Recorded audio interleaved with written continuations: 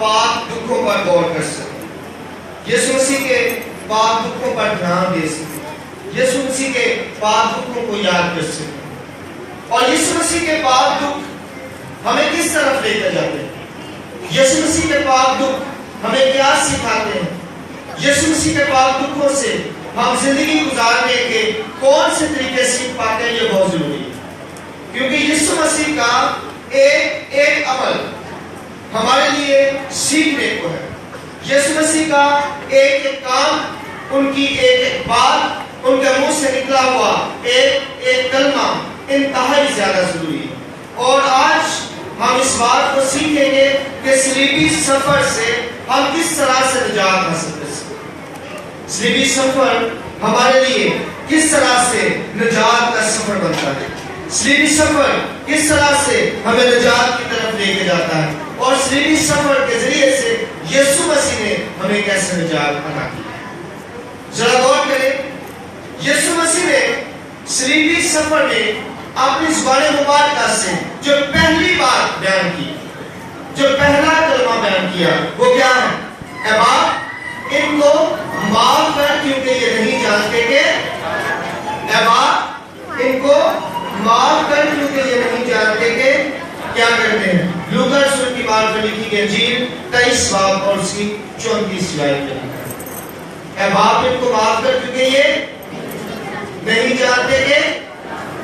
اب ذرا سوچیں، ایک چھوٹا بچہ، اس بچے نے کوئی غلطی کی، جب غلطی کی ہے آپ کو معلوم ہے کہ اس نے غلطی کی ہے، یہ دل کی ہے، لیکن اس کے باوجود کئی دفعہ آپ کہتے ہیں چلو بچہ معاف کرے، اب بچہ ہے معاف کر دو، آپ نے کیا کیا؟ آپ نے اصل میں اس کے گناہ پر پردہ ڈالا، آپ نے اس کے گناہ پر پردہ ڈالا، یہ کہہ کر کے یہ بچہ ہے اسے معاف کر دے۔ سوچیں یہاں پہ یسوع مسیح نے صرف انہیں معاف نہیں کیا بلکہ ان کے گناہوں پر پردہ بھی ڈالا، اور یسوع مسیح ہمیں سکھانا چاہتے ہیں کہ جب آپ معاف کرتے ہیں کسی کو تو معاف کرنے کا مطلب یہ ہے کہ آپ نے نہ صرف اسے معاف کرنا ہے بلکہ اس کے گناہ کو ڈھانپ دینا ہے اور کبھی دوبارہ اس گناہ کو یاد نہیں کرنا۔ یہ معافی ہے، معافی یہ ہے، معافی یہ نہیں کہ آپ نے کہا کہ ٹھیک ہے جی میں نے آپ کو معاف کیا اور ہر دوسرے تیسرے دن آپ نے اسے یاد دلایا، یاد ہے میں نے تمہیں معاف کر دیا تھا، یاد ہے میں نے تمہیں معاف کر دیا تھا، تم نے یہ کیا تھا میں نے تمہیں معاف کر دیا تھا۔ یہ معافی نہیں ہے، یہ ہرگز بھی معافی نہیں ہے۔ معافی کیا ہے کہ یسوع مسیح نے کہا اے باپ ان کو معاف کر کیونکہ یہ نہیں جانتے کہ کیا کرتے ہیں۔ یسوع مسیح نے ان کا سارا ظلم برداشت کیا، ان کی ساری باتیں برداشت کی، سارا کچھ کر کے اب یسوع ان تمام باتوں کو یاد کرنا نہیں چاہتے۔ یسوع مسیح نہیں چاہتے کہ وہ تمام کی تمام باتیں دوبارہ یاد کی جائیں۔ یہ معافی ہے، یہ اصل میں معافی ہے۔ وہ معافی نہیں ہے جو ہم ایک دوسرے کو دیتے ہیں، جو ہم ایک دوسرے کے ساتھ معافی کا ایک عمل دہراتے ہیں، وہ معافی نہیں ہے۔ اس میں تو ہم ٹارچر کر لیتے ہیں، معاف کرنے کے بعد پھر ہم ٹارچر کا سلسلہ شروع کرتے ہیں۔ ٹارچر کا سلسلہ کیا ہے کہ دوسرے تیسرے دن کے بعد، ہفتے کے بعد، دو ہفتے کے بعد ہم اسے یاد دلاتے ہیں کہ میں نے تمہیں معاف کر دیا، تم نے یہ غلطی کی تھی، میں نے تمہیں معاف کر دیا، تم نے یہ غلطی کی تھی۔ یہ بہت ضروری ہے، بہت ہی زیادہ ضروری ہے کہ ہم معافی کے عمل کو سمجھیں۔ یسوع مسیح نے جو معافی دی اس معافی کو جانیں، اور پھر ہم جب معافی کے عمل میں سے گزرے، یسوع مسیح نے پہلے نمبر پہ صلیبی سفر میں ہم سب کو معاف کیا، ان تمام لوگوں کو جنہوں نے ہمارے پہلے باپ آدم کے ذریعے سے گناہ میں شامل ہونے کا سلسلہ شروع کیا، جو قربانیاں دینے کے باوجود بھی، بکرے اور چھترے قربان کرنے کے باوجود بھی، مختلف نذرانے دینے کے باوجود بھی معاف نہیں کیے جا رہے تھے، انہیں یسوع مسیح نے معاف کیا۔ اور یسوع مسیح نے خدا باپ سے کہا کہ اے خدا باپ تو انہیں معاف کر اور ان کا وہ گناہ جو باغ عدن میں کیا گیا اب دوبارہ سے یاد نہ کر، مکمل طور پر معاف کر، کیونکہ جب ہم بکروں کی قربانیاں دیتے تھے تو گناہ دوبارہ سے یاد کیا جاتا تھا، گناہ دوبارہ سے ہماری زندگی میں داخل رہتا تھا اور ہم مکمل طور پر نجات نہیں پا سکتے. اور یسوع مسیح نے یہ واضح طور پر اپنے شاگردوں سے کہا کہ تم پاک ہو، کیونکہ یسوع مسیح نے مکمل طور پر تمام انسانوں کو معافی دے دی. اب ہم دوسرے کلمے کی طرف جب جاتے ہیں تو دوسرا کلمہ ہے میں تجھ سے کہتا ہوں کہ تو آج ہی میرے ساتھ، میں تجھ سے سچ کہتا ہوں کہ تو آج ہی میرے ساتھ دوست میں ہوگا. لوکا 23 باب اس کی 43 میں. یہاں پہ یسوع مسیح کیا کہہ رہے ہیں؟ یسوع مسیح کہہ رہے ہیں کہ جب آپ کو معافی مل جاتی ہے، جب آپ معاف کر دیے جاتے ہیں یا جب آپ ایک دوسرے کو معاف کرتے ہیں تو پھر آپ کے درمیان ملاپ ہوتا ہے، پھر آپ ایک دوسرے کے قریب آ جاتے ہیں، پھر رنجشیں جاتی رہتی ہیں، پھر رکاوٹیں جاتی رہتی ہیں، پھر درمیان میں حائل تمام کی تمام چیزیں ختم ہو جاتی ہیں اور آپ ایک دوسرے کے قریب ہو جاتے ہیں. اور یسوع مسیح نے پریکٹیکلی یہ کر کے دکھایا اور یسوع مسیح نے کہا کہ تو آج ہی میرے ساتھ فردوس میں ہوگا، اس لیے کہ تجھے معافی مل چکی ہے. اب لازمی ہے کہ تیرا خدا کے ساتھ ملاپ ہو، کیونکہ معافی کے بعد ہم خدا کی پاک حضوری میں قبول ٹھہرتے ہیں، ہم خداوند کی پاک حضوری میں جانے کے قابل ہو جاتے ہیں. اس کے بعد آپ دیکھیں تیسرا کلمہ، اے عورت دیکھ تیرا بیٹا یہ ہے. پھر شاگرد سے کہا دیکھ تیری ماں یہ ہے. اب دیکھیں یہاں پہ یسوع مسیح یہ یونان رسول کی بات میں لکھی گئی تھی، اس کا 19واں باب اور اس کی 26ویں 27ویں آیت ہے. یہ کلمہ کیا ہے؟ جب خدا نے معاف کیا، میل ہوا، تو اس کے بعد خدا نے اپنی محبت ان پر ظاہر کی. یہ محبت کا کلمہ، پیار کا کلمہ ہے، کیونکہ خدا جب معاف کرتا ہے وہ نہ انسان کے صرف قریب جاتا ہے بلکہ اسے پورے طور پر قبول کر کے اس پر اپنی محبت بھی نچھاور کرتا ہے، اس کو اپنی محبت میں شامل کر لیتا ہے، اپنے پیار میں شامل کر لیتا ہے اور ہمیشہ ہمیشہ کے لیے اس کے ساتھ محبت کا یہ رشتہ جوڑنا چاہتا ہے، جوڑ کے رکھنا چاہتا ہے. اور خدا اس کے ساتھ ہمیشہ ہمیشہ کے لیے رہنا چاہتا ہے یا اسے ہمیشہ ہمیشہ کے لیے اپنے ساتھ رکھنا چاہتا ہے. چوتھا کلمہ اگر ہم دیکھیں متی رسول کی بات میں لکھی گئی انجیل 27 باب اس کے 48 میں ایلی ایلی لما شبکتا، اے میرے خداوند، اے میرے خدا تو نے مجھے. یہاں پہ یسوع مسیح یہ بتانا چاہتے ہیں کہ آپ کو جو معافی ملی، جو پہلے کلمے میں نے آپ کو معاف کیا ہے، اس کے بعد جو آپ کے ساتھ ملاپ رکھا ہے، آپ کے ساتھ جو محبت کی ہے، اس کا ثبوت یہ ہے کہ خدا گناہ کے ساتھ نہیں رہ سکتا. خدا گناہ کے ساتھ نہیں رہ سکتا. جہاں گناہ ہے وہاں خدا نہیں رہتا. جس گھر میں گناہ ہے وہاں خدا نہیں رہتا. جس جسم میں گناہ ہے وہاں خدا نہیں رہتا، بلکہ خدا اس جسم میں رہتا ہے جو جسم گناہ سے پاک ہوتا ہے. اور یسوع مسیح نے یہ پریکٹیکلی ہمیں بتایا. یسوع مسیح نے یہ کہا کہ اے میرے خداوند، اے میرے خدا تو نے مجھے. یہ اس لیے کہا تاکہ بتا سکے یسوع مسیح کہ آپ سب کے گناہوں کو میں نے اب اٹھا لیا ہے. کیونکہ آپ کے گناہوں کو میں نے اٹھا لیا ہے تو اس وقت خدا میرے ساتھ نہیں ہے، کیونکہ میں نے آپ کے گناہوں کو اٹھایا. یہ ثبوت ہے اس بات کا، یہ اس بات کا ثبوت ہے کہ یسوع مسیح نے واقعی ہی ہمارے گناہوں کو اٹھایا. اگر یسوع مسیح نے ہمارے گناہوں کو نہ اٹھایا ہوتا تو خدا تو یسوع مسیح کے ہمیشہ ساتھ ہے. لیکن یسوع مسیح بتا رہے ہیں کہ اس وقت میں نے آپ تمام کے گناہوں کو اٹھا لیا ہے، اس لیے اس وقت خدا میرے ساتھ نہیں ہے. اور یہ گناہ جو میں نے آپ کے اٹھائے ہیں، ان تمام گناہوں کو میں اٹھا کر صلیب پر جان دے کر اپنا خون بہا کر ان تمام گناہوں کو ہمیشہ ہمیشہ کے لیے دھو ڈالوں گا، تاکہ آپ ہمیشہ ہمیشہ کے لیے خداوند اپنے خدا کے ساتھ رہ سکیں. یہ چوتھا کلمہ ہمیں بتاتا ہے کہ خداوند یسوع مسیح نے حقیقی معنوں میں ہمارے لیے کفارہ دیا، ہمارے لیے یسوع مسیح نے واقعی کفارہ دیا. اس کے بعد جب ہم 5ویں کلمے کی بابت सीखते हैं तो वहां लिखा हुआ है मैं प्यासा हूं। क्या? मैं प्यासा हूं। ये बुलाहट का कलमा यूहन्ना रसूल की बात बनी थी यदीन उसका 19वां बाब और 28वीं आयत लिखा है। मैं प्यासा हूं। यीशु मसीह ने क्यों कहा? इसलिए क्योंकि यीशु मसीह हमें याद दिलाना चाहते हैं कि मैंने आपके गुनाह पर पर्दा डाला। मैंने खुदा से कहा कि खुदा इनके गुनाह को कभी याद ना करना, इनके गुनाह का कभी जिक्र भी ना करना, इनको मुकम्मल तौर पर माफ कर,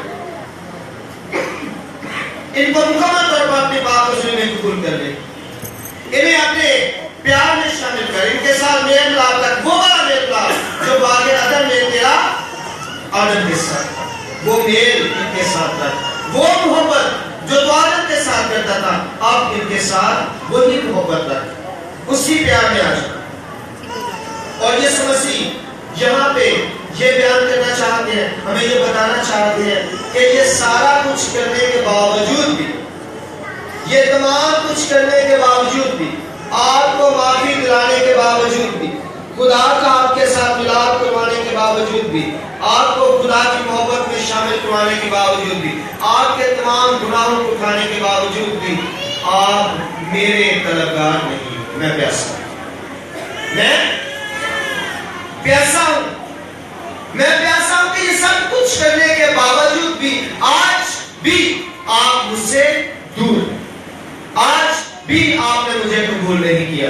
मैंने आपके लिए सारा कुछ किया, मैंने आपको दोबारा बागेदार में लाने का पूरा इंतजाम किया, मैंने दोबारा आपको खुशी के बाग में रखने का पूरा बंदोबस्त किया, लेकिन इसके बावजूद भी आप मेरी तरफ रुजू नहीं कर रहे, आप मेरी बात नहीं मान रहे, आप मेरी तकलीफ नहीं कर रहे, आप मेरी बात मर्जी के मुताबिक नहीं चल रहे, आप मुझे पूरे तौर पर कबूल नहीं करते, आप उसी तरह का बुग़्ज़ रखे हुए हैं, उसी तरह की नफरतें आपके अंदर हैं, उसी तरह का तशद्दुद आपके अंदर मौजूद है, उसी तरह से आप गुनाह में घिरे हुए हैं, उसी तरह से आप दूसरों के लिए बुरा सोचते हैं, उसी तरह से आप ज़्यादतियां करते हैं, उसी तरह से आप कत्ल करते हैं, तमाम का तमाम वैसा ही चल रहा है। मैं प्यासा हूं, मैं चाहता हूं, यीशु मसीह कहते हैं कि मैं चाहता हूं कि मैंने जो कुछ आपके लिए किया है, मैंने जो कफारा आपके लिए दिया है, आपके गुनाहों को जो माफ किया है, तो दोबारा आप गुनाह करके मेरे लिए दोबारा ये बंदोबस्त ना करें, दोबारा मुझे सलीब पर ना चढ़ाएं, दोबारा मुझे सलीबी सफर की तरफ ना धकेलें, क्योंकि जब भी हम गुनाह करते हैं तो क्या होता है, हम अपने मसीह को सलीब देते हैं, हम अपने मसीह को सलीब देते हैं। यीशु मसीह कहते हैं मैंने ये सारा कुछ कर लिया है, मैंने आपकी खातिर कफारा दे दिया, अब मैं प्यासा हूं, इसलिए क्योंकि बार बार आप मुझे दोबारा सलीब की तरफ लेके जाते हैं, बार बार सलीबी सफर की तरफ आप मुझे लेके जाते हैं, बार बार आप गुनाह करते हैं, बार बार मेरी कुर्बानी को आप भूल जाते हैं, बार बार आपको याद नहीं रहता, हम भूल जाते हैं, इंसान भूल जाता है। यीशु मसीह कहते हैं बार बार आप भूल जाते हैं कि मुझे कितना दुख हुआ होगा, मुझे कितनी तकलीफ मिली होगी जब मेरे हाथों में उन्होंने कील ठोके हो, मुझे कितनी तकलीफ हुई, मुझे कितना दर्द हुआ होगा जब वो कोड़े मारते थे और कोड़े के साथ ही मेरी पोटियां बाहर आ जाती थी, तब मुझे कितना दुख होता होगा, मुझे कितनी तकलीफ होती होगी, मुझे कितना दर्द होता होगा। अब भूल जाते हैं। यीशु मसीह हमसे सवाल कर रहे हैं, यीशु मसीह हमसे पूछ रहे हैं, यीशु मसीह हमसे जवाब तलब कर रहे हैं, यीशु मसीह में कह रहे हैं क्या भूल जाते हैं, बार बार भूल जाते हैं, बार बार आपको याद नहीं रहता कि मैंने कितना दुख बर्दाश्त किया आपके लिए, मैंने कितना दर्द सहा आपके लिए, मैंने उनकी गालियां खाई जिनका मैंने कुछ नहीं बिगाड़ा।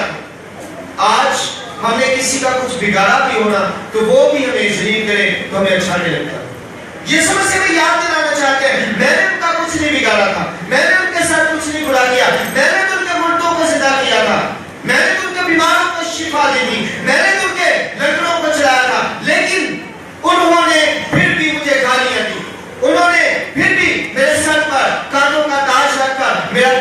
اڑایا, انہوں نے پھر بھی مجھے کوڑے مار کر میری بوٹیاں نوچی, انہوں نے پھر بھی میرے ہاتھوں میں کیل ٹھوکے. یہ سب کچھ میں نے کیا آپ کے لیے. میں پیاسا ہوں کیونکہ آج بھی آپ میرے اس دکھ کو یاد نہیں کرتے, آج بھی آپ میرے اس درد کو یاد نہیں کرتے ہیں, آج بھی آپ میری اس تکلیف کو یاد نہیں کرتے ہیں, آج بھی آپ پر میری قربانی کا کوئی اثر نہیں ہو رہا.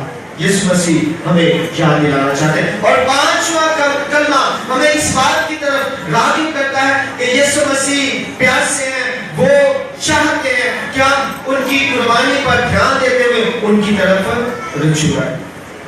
اگر ہم چھٹے کلمے کی طرف جائیں تو لکھا ہوا ہے تمام ہوا.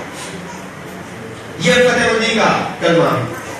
یسوع مسیح میں یہ بتانا چاہتے ہیں کہ میں نے اپنی طرف سے سب کچھ پورا کر دیا, مکمل کر دیا, کچھ چھوڑا نہیں. نجات کی راہ میں اب کسی طرح کی بھی کوئی بھی رکاوٹ نہیں ہے. نجات کا راستہ آپ کے لیے کھل چکا ہے, آپ نجات میں شامل ہو چکے ہیں, آپ نجات یافتہ ہو چکے ہیں. آپ اب نہ ڈریں, آپ اب نہ گھبرائیں, اب آپ شیطان سے نہ ڈریں, اس کی قوتوں سے نہ ڈریں. یہ نہ سوچیں کہ شاید اگر ہم ابلیس کے ساتھ نہیں چلیں گے تو شاید ہم اپنی زندگی میں پیچھے رہ جائیں گے. کئی دفعہ ہم یہ سوچتے ہیں نا کہ اگر میں بہت زیادہ دولت اکٹھی نہیں کروں گا, اور دولت اکٹھی کرنے کے لیے مجھے برے کام کرنے پڑتے ہیں, تو اگر میں یہ برے کام نہیں کروں گا میرے پاس پیسے نہیں آئیں گے, اگر میرے پاس پیسے نہیں آئیں گے میرا اسٹیٹس نہیں ہوگا, میرا مقام نہیں ہوگا. تو یسوع مسیح کہتے ہیں ایسا ہرگز بھی نہیں ہے, میں نے آپ کے لیے سب کچھ پورا کر دیا ہے. اب آپ کو ابلیس والے کام کرنے کی کوئی بھی ضرورت نہیں ہے. میں آپ کو ہر طرح کی برکت دے سکتا ہوں اور دینا چاہتا ہوں, کیونکہ دنیا کا, آسمان اور زمین کا کل اختیار مجھے ہے. اب آپ کو کسی اور سے کچھ لینے کی ضرورت نہیں ہے, آپ کو کسی اور سے مانگنے کی ضرورت نہیں ہے, کسی اور کے آگے ہاتھ پھیلانے کی ضرورت نہیں ہے, کسی سے ڈرنے کی ضرورت نہیں ہے, کسی بدعور سے ڈرنے کی ضرورت نہیں ہے, کسی جن سے ڈرنے کی ضرورت نہیں ہے, کسی اور سے ڈرنے کی ضرورت نہیں ہے, بلکہ آپ کو صرف اور صرف اس بات کا خیال رکھنے کی ضرورت ہے کہ میں پیاسا ہوں, میرے قریب آنے کی ضرورت ہے, کیونکہ میں نے آپ کے لیے سب کچھ پورا کر دیا. اور ساتواں کلمہ جب ہم دیکھتے ہیں تو وہ ہے بادشاہی کا کلمہ. بادشاہی کا کلمہ لکھا ہوا ہے, اے باپ میں اپنی روح تیرے, اے باپ میں اپنی روح تیرے ہاتھوں میں سونپتا ہوں. یہاں پہ یسوع مسیح ہمیں یہ بتانا چاہتے ہیں کہ جیسے میں نے خدا کی بادشاہی کو قبول کیا ہے, میں نے اپنے آپ کو اس کے حوالے کر دیا, اپنے آپ کو اپنے باپ کے حوالے کیا کہ میں اپنی روح تیرے ہاتھوں میں سونپتا ہوں. یعنی کہ میں نے تیری بادشاہی میں اپنے آپ کو رکھ لیا ہے. آپ نے بھی اپنے آپ کو خدا کی بادشاہی میں رکھنا ہے, آپ نے بھی اپنی روحوں کو خدا کے سامنے پیش کرنا ہے, کیونکہ جہاں تیرا دل ہے, جہاں تیرا مال ہے, وہیں تیرا دل ہے. اور یہ بہت ضروری بات ہے کہ جب ہم اپنے آپ کو خدا کی پاک حضوری میں دے دیتے ہیں, جب ہم اپنے آپ کو خدا کی پاک حضوری میں رکھ دیتے ہیں, تو اس کے بعد خدا کی ہمارے اوپر حکمرانی ہو جاتی ہے. بالکل اسی طرح سے جیسے باغ عدن میں صرف خدا کی حکمرانی تھی, خدا کے حکم کے مطابق سب کچھ ہو رہا تھا.